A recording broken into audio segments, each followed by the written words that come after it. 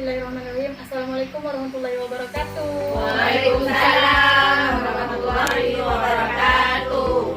Sehat semua, Bu? Alhamdulillah sehat. Udah makan tadi semua ya, Bu ya?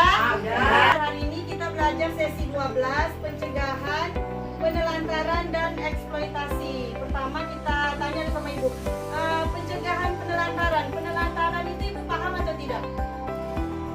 Penelantaran. Tidak. Eksploitasi? Tidak.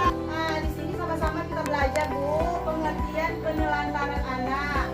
Tidak dilakukannya kewajiban dan tanggung jawab orang tua atau pengasuh dalam memenuhi kebutuhan dasar anak, baik fisik, psikis, rohani maupun sosial. Di sini kita sebagai orang tua tentu kita tahu kebutuhan dasar anak kita, Bu. Fisik, psikis, rohani.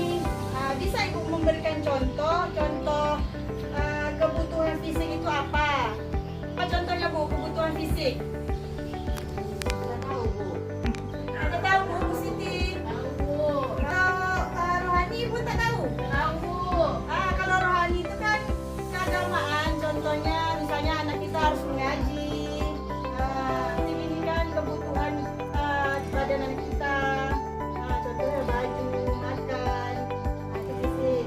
Anak terlantar adalah anak yang karena sesuatu sebab orang tua melalaikan kewajibannya sehingga kebutuhan anak tidak dapat terpenuhi dengan wajar dan baik secara rohani, jasmani maupun sosial. Wajib kita sebagai orang tua memenuhi semuanya ya, Bu ya. Kebutuhan psikisnya, jasmani. Contoh-contoh penelantaran, Bu. Jadi ini contoh-contoh penelantaran. Yang pertama, tidak memberikan makanan yang sehat, aman dan bergizi. Ibu-ibu, anaknya di mana? Bergizi atau tidak? Makannya di rumah? Bergizi. Bergizi itu, Bu, tidak harus mahal.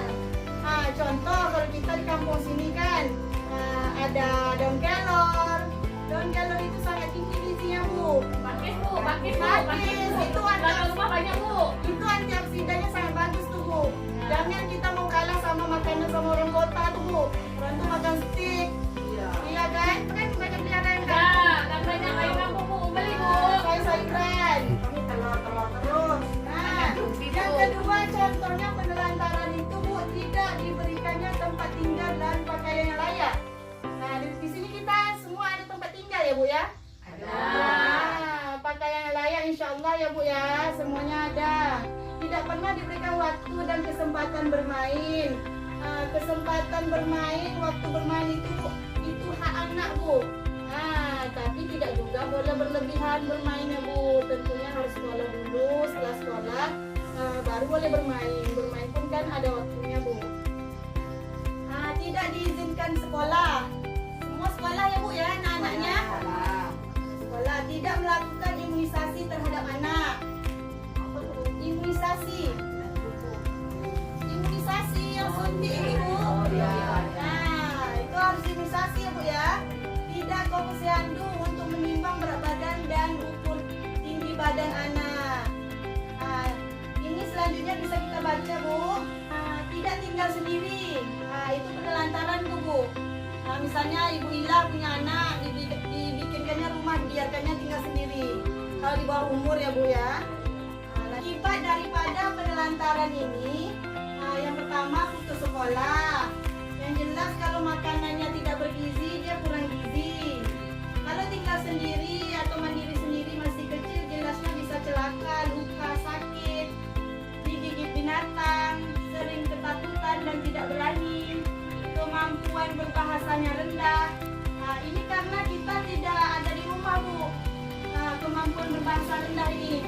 Oke, selanjutnya, Bu, ini akan saya bagikan sama ibu. Tolong dipisah-pisah yang mana penelantaran anak, yang mana kekerasan pada anak, ya, Bu.